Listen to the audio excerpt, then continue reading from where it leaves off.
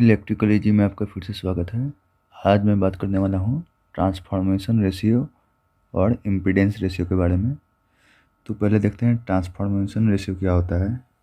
देखिए, ये ट्रांसफार्मर है, इसमें प्राइमरी साइड है और सेकेंडरी साइड है।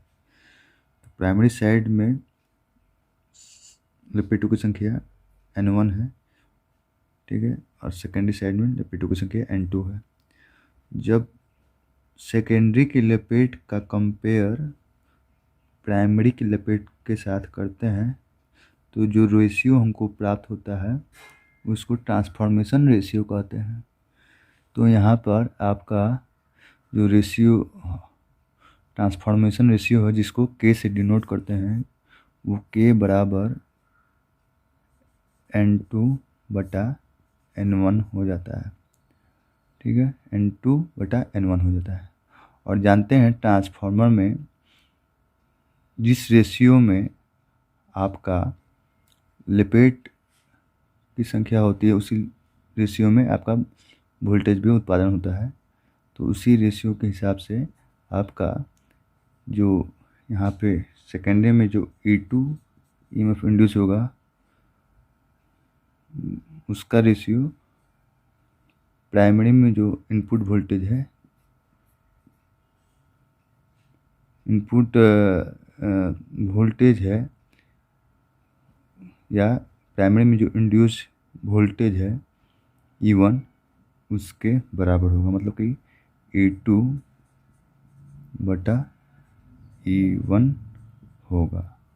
तो ट्रांसफॉर्मेशन रेशियो क्या है? सेकेंडरी की लपेट का कंपेयर जब प्राइमरी की लपेट से करते हैं तो जो रेशियो मिलता है उसको ट्रांसफॉर्मेशन रेशियो कहते हैं। उसको K द्वारा डिनोट किया जाता है, K द्वारा डिनोट किया जाता है। अब आते हैं हम लोग इम्पीडेंस रेशियो के बारे में। तो इम्पीडेंस रेशियो क्या होता है, तो इसको समझ लीजिए कि अगर ये ट्रांसफार्मर एक आइडियल ट्रांसफार्मर है, आइडियल ट्रांसफार्मर क्या होता है, जिसमें 100% एफिशिएंसी होती है, मतलब कि जितना इनपुट पावर देंगे उतना ही इनपुट पावर हमको सेकेंडरी द्वारा मिलेगा। जितना इनपुट पावर प्राइमरी को देंगे उतना ही आउटपुट हमको सेकेंडरी में मिलेगा। तो इस हिसाब से उसमें लॉसेस नहीं होता है। लॉसेस कौन कौन? नो ईडी करंट लॉसेस नहीं रहेगा, आयरन लॉसेस नहीं होगा। तब प्राइमरी पावर जो है, जिसको पीपी से डिनोट कर रहे हैं, वो सेकेंडरी पावर के बराबर होगा। अब यहाँ पर हम जानते हैं कि पावर का फॉर्मूला होता है P=VI या VI होता है। उसी तरह उस V के बदले यहाँ पे E यूज किया गया है, तो P=EI। तो प्राइमरी में जो पावर है वो हो जाएगा IP, P से primary current into primary induce EMF equal to हो जाएगा secondary current into secondary induce EMF, ठीक है, क्योंकि पावर लॉसेस नहीं है तो उस हिसाब से। और जब रेशियो करते हैं तो आएगा IP/IS इक्वल टू ES/EP, ठीक है, ES/EP। अब ये तो हो गया हमारा इस फार्मूला के हिसाब से हमारा पावर का। अब एक फार्मूला होता है P=I²R।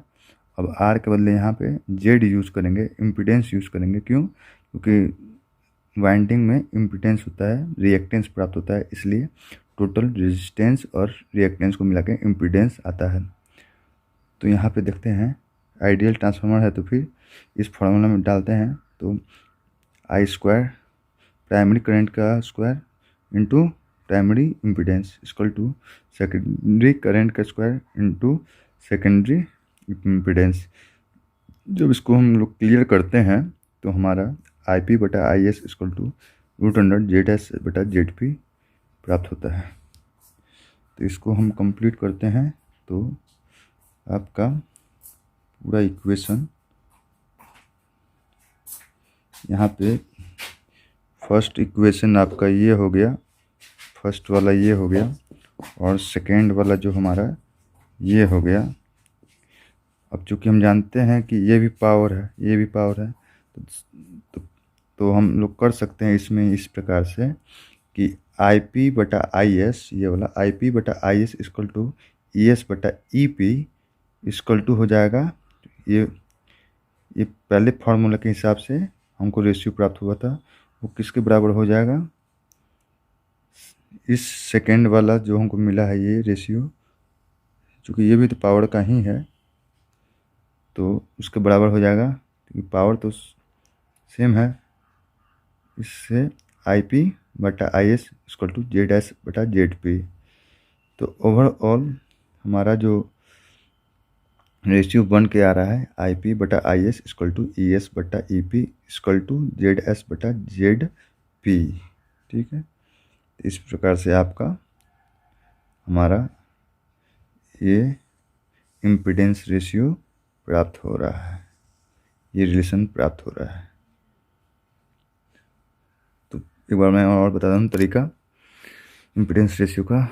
आइडियल ट्रांसफार्मर मान के चलते हैं जिसमें लॉसेस नहीं होता है, प्राइमरी पावर बराबर हो जाएगा सेकेंडरी पावर के बराबर। तो पहले इस फार्मूला के आधार पर हम पुट करेंगे तो I P into E P equal to I S into E S हो जाएगा। एस मतलब सेकेंडरी, पी मतलब प्राइमरी। ठीक है, primary current into primary induce E M F equal to secondary current into secondary induce E M F. उसको जब करेंगे तो ये इस तरह का रेशियो बनकर तैयार होगा जो फर्स्ट मान लेते हैं। और फिर पावर का एक फॉर्मूला आता है P equal to I square R या P equal to I square Z. Z जब रिएक्टेंस भी काम करे साथ में तब जेड लेते हैं, इम्पीडेंस लेते हैं, तो उस आधार पे करते हैं। तो primary power equal to secondary power है, वही टर्म्स, तो हमको ये रेशियो प्राप्त होता है। अब यहाँ चूँकि पावर सेम है, यहाँ पर भी पावर है सेम, यहाँ पर भी पावर सेम है, तो सब बराबर होगा। इस आधार पे हम लोग लेते हैं तो हमारा ये आई पी बटा I S equal to E S बटा E P equal to I P बटा I S equal to root under Z S बटा जेड पी हो जाएगा। चूँकि यहाँ पे आई पी बटा आई एस और आई पी बटा आई एस कॉमन है तो हम केवल एक को लेते हैं, तो आई पी बटा I S equal to I P बटा I S equal to E S बटा E P equal to root under Z S बटा जेड पी हो जाएगा। तो इस तरह से आपका ये ट्रांसफार्मर रेशियो और इम्पीडेंस रेशियो को मैंने ड्राइव किया है। आप लोगों को समझ में आ गया होगा। आप लोगों का वीडियो देखने के लिए बहुत बहुत धन्यवाद।